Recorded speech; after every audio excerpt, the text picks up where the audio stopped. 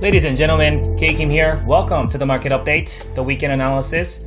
Hope you guys had a good day trading today. It seems like market is slightly down, about 0.35% on the S&P.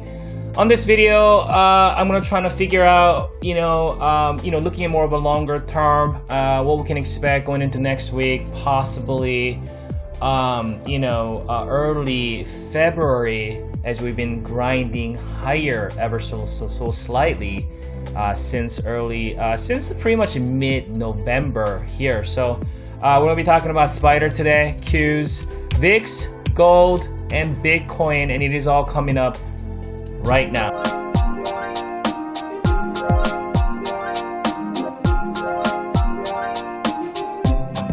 All right, let's first start with the 65-minute chart, and I'll come back to this screen here, and we'll do the more of an overall long-term analysis. But let's stick with the 65-minute chart here. So looking at the 65-minute here, so I see a couple things that is pretty constructive. So first, you can see we did see a gap down, right? We saw the gap down here. It gapped down to where? We saw a gap down to my short-term moving average. It is no coincidence, right? It's not some kind of a luck. We see a gap down, and this is where it stops, right? I mean, it didn't even manage to come back down to 381, which is a gap area, and there's no known support here at 382 if you just look at the chart itself. Obviously, well-known support is 381 because of these resistances and the resistance and the peaks that we saw in early January and mid-January, right? So 381 is pretty prominent resistance that everybody knows. But we see a gap down. If people are not tracking the short-term moving average, you wouldn't have known that this is a level we're going to see a support and price getting up in the first several hours here. So that's what we saw, support on the first hour. First hour, yeah, that's what we saw. You see that long upper wick. So we gapped down right on that short-term moving average, actually. So this is where it closed yesterday. We opened right here. And then you see that long upper wick. So dip buyers showed up right away, brought it up, came back down on that first hour. And then on the second hour, we did close the day or close that hour with the green candle. Third hour, we continued, and pretty much all day it was struggling to fill that gap.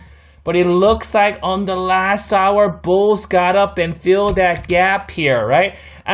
Technically, there's a little tiny bit left, but let's call it filled, and it is much better that gap got filled rather than, staying open, right? So despite the fact that we did, and if you've been following, when the gap gets filled, what does it do? If it's a down gap, it's going to act as resistance. If it's an up gap, if it gets filled, it's going to act as support. So in this case, this was a down gap, and it got filled on the last hour.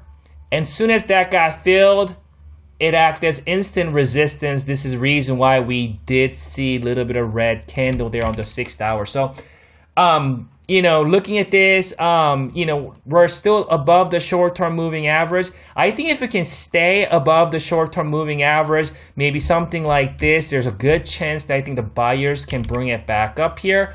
But just quickly give you the track record of that short-term moving average going back to late December. So when it's above the short-term moving average, you can see the performance on the next day is usually positive. Right here, right here, right here, right here, right here, right here, right here, and currently here, right?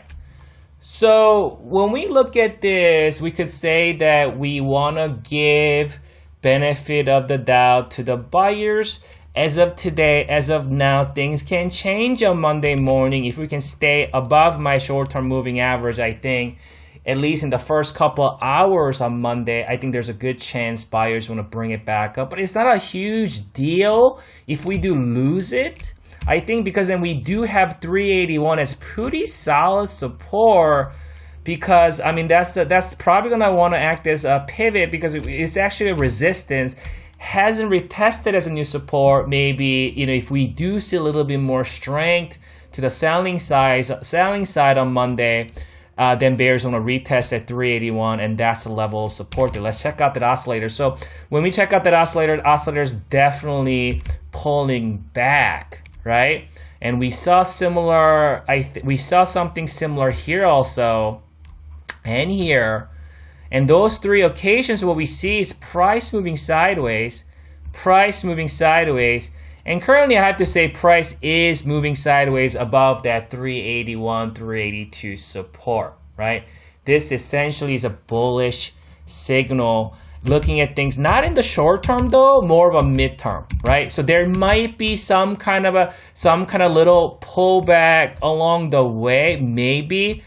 But essentially, when this happens, essentially at some point, at some level where the buyers find enough support and after enough rest, you will see them bring it back up, because we saw it here, and I'm guessing, I'm forecasting, I'm analyzing, and understanding that we have a good chance of probability that we may see the move back up. That does not mean it's going to happen on Monday or Tuesday, but at some point, I think maybe late next week, mid next week, or maybe in early February or something like that, after a couple more days of grind, I think that could happen here, because you can see we're kind of getting to that level where, buyers may be coming, and some of these, because buyers been getting rested, as you can see here, right?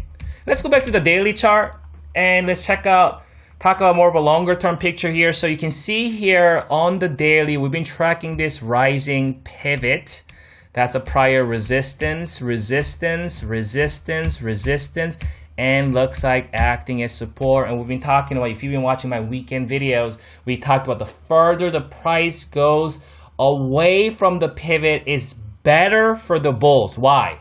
Is it because it's going to go straight up? No, that's not what I mean. What I mean is, the reason why I say it's better the price goes further away from it is because if it goes further away from it, if we do see next correction, it will come. Market does not go straight up. You will see next correction. When it does come, it has higher probability of, cultivating that higher low before going higher, or maybe consolidating before going higher.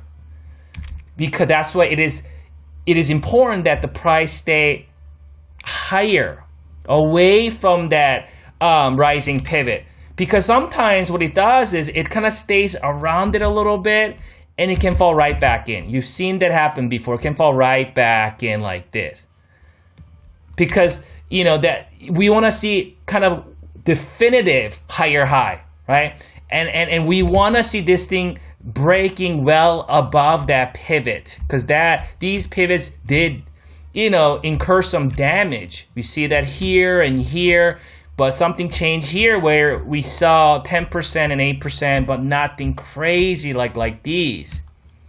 And as we are going further away from this pivot, if we do see a decline, and at some point we will see that correction, more steeper correction, right? I'm not saying it's going to happen next week.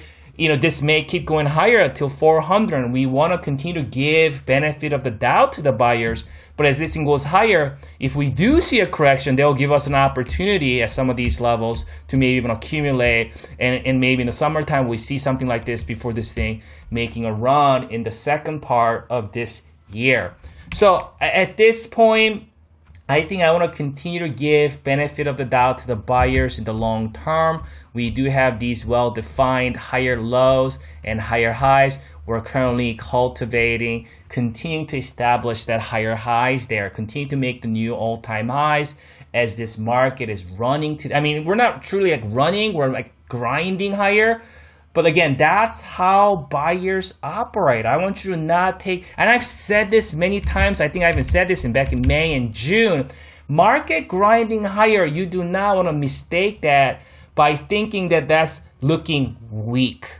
That's how buyers move anyway, because when the bears come, they don't move like that. Bears come, they bring it down in about a week, their whole move is done, right? But they can bring it down 8%, 10% in about a week, but it will take weeks and months for the bulls to bring it up that much. That's the difference. And that's how, look at here, there's a grinding move. Look at all these moves in May and, October and September. Look at all these rallies, all being these grinding, just slightly higher move. That's why it's important to continue to give benefit of the doubt until we see certain evidence of trend reversal, right? Because anybody since the March lows trying to call top or trying to get out before a big correction happens, right? A lot of them are missing out on these big rallies this market has produced since March low. So at this level,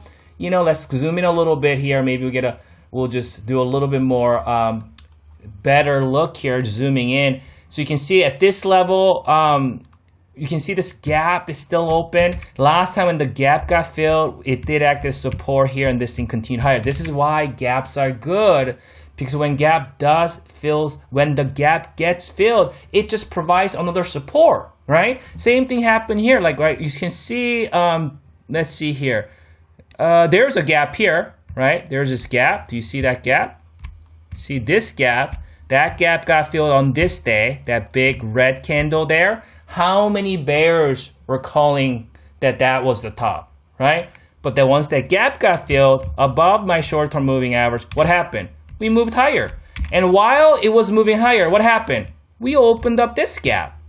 And then we moved sideways a little bit. It came down, filled that gap. And what happened after the gap got filled? It acted as support, again, above my short-term moving average and pushed up higher. Short-term moving average on my daily chart, short-term moving average, short-term moving average. Ever since price gone above my short-term moving average in November 4th, we never breached below it. November, December, January. We're almost getting towards the end of January. For 3 months almost, price has never gone down below the short-term moving average.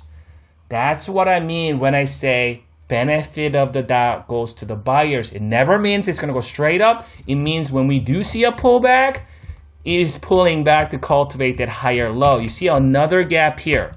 That gap also provides support if we do see price slide next week and come down and fill this gap, and we want to continue to assume that level is going to act as support. Not that I know for sure it's going to act as support, not that I can see the future that it's going to do this and do that. That's what I'm saying is because what we've seen how this market reacting before above my short-term moving average and when the gap gets filled, we want to assume that similar scenario outcome is likely. Does that make sense? Let's go to Nasdaq. So I want to continue to give benefit of the doubt, and I want to continue to position in that way in this market, that I want to assume that this market will continue higher.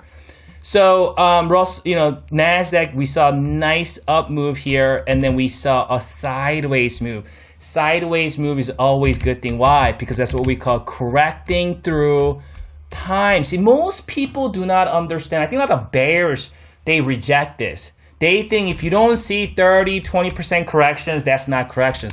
There's two ways this market is going to correct: through price or through time. Through time is also correction, especially in a secular bull market that like we're in right now.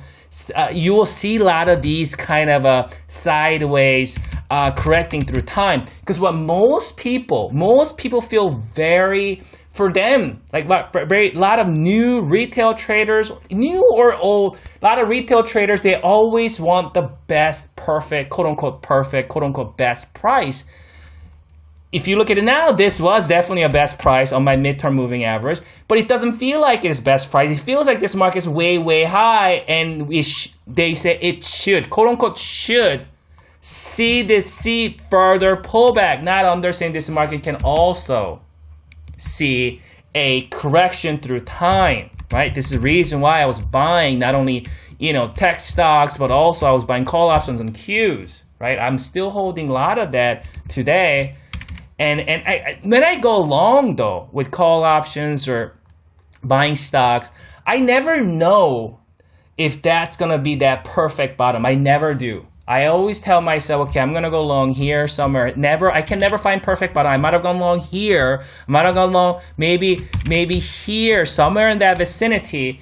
But I always say, you know what, I think this is a good level. I see rising pivot here, and that's prior resistance, that's new support. And I see my midterm moving average also supporting that area. So I think there's likely, we have a good chance, I assume that this level is gonna act as support. But at the same time, I tell myself, but there's a chance we could see further decline because I cannot see the future like nobody can. So I'm also gonna prepare that if we do see further decline, I'm prepared to accumulate more at that time, right?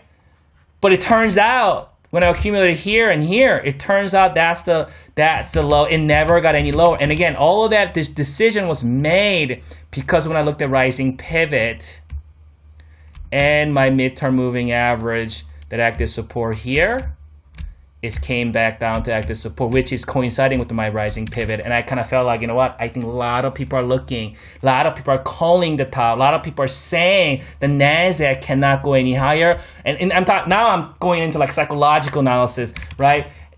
Investor sentiment, right? Investors and trader sentiment. A lot of people are saying, okay, Nasdaq should see at least come back down to retest that recent peak, that COVID peak there in March. And you know what? How this market operates, if everybody's looking for it and preparing for it, market is going to make sure they don't give it to you.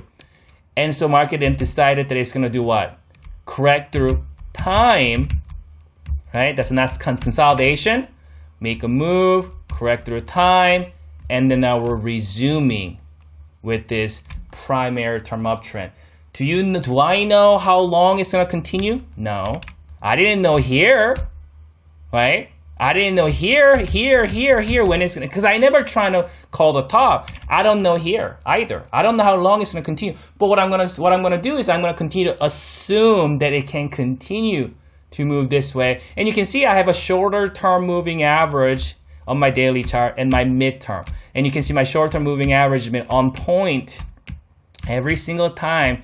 When it was that level, it did find support in that vicinity. Ever since we saw nice sizable gap up. Keep in mind, this gap still remains open. And you guys remember, if you've been following me last year and this year, that when the gap remains open, it favors the buyers. And that's a pretty sizable gap up. Bull bears did come back down to fill that gap. They failed to fill it. Bulls protected it. That was it. Once that happened, I think I knew that there's a good chance that market is going to continue to make new all-time highs and continue to move to the upside. Again, sooner or later, we will see corrections, but we don't know when that's going to happen. So until we see any kind of evidence of that happening, for now, we want to continue to give benefit of the doubt to the buyers without trying to call tops and trying to prepare for corrections. Again, Peter Lynch, right? More money has been lost by investors and traders trying to prepare and avoid corrections than the corrections themselves. And a lot of times what happens is when you're trying to avoid corrections, you miss out on big rallies also. Let's go to VIX here.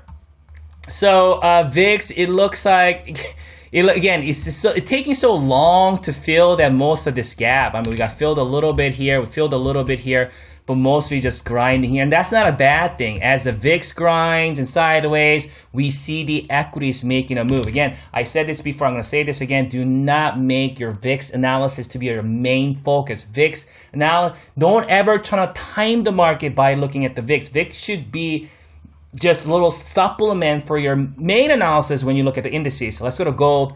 So gold is, we talked about this last week that we may be seeing potentially invert head and shoulders because we did see that equal highs here. And obviously we need to see that higher high to really confirm the trend reversal. So this is a very important level, I think. We're like, is that gonna be that? Because that's what we're trying to figure out. We got the equal highs here. We got the low. Is that gonna be higher low? We wouldn't know this until we come back up here, break above this 184. Once we see that, then we're like, you know what? That was a higher low and that's a higher high. Gold is getting ready to resume with this primary term uptrend. So let's see how it plays out at this level and see if we can find some support there. One last one here with the Bitcoin. So And I talked about this last week, that these up gaps are going to act as support. Didn't I say that? All these up gaps that you see here, as the price comes down, you will see some of these up gap. I don't know exactly which one, but some of these gaps acting as support.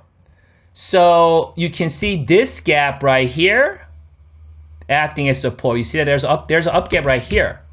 That's acting as support today. And then yesterday and today, that one, and got helped by this gap. This gap still open though slightly. So helped by this gap and this gap.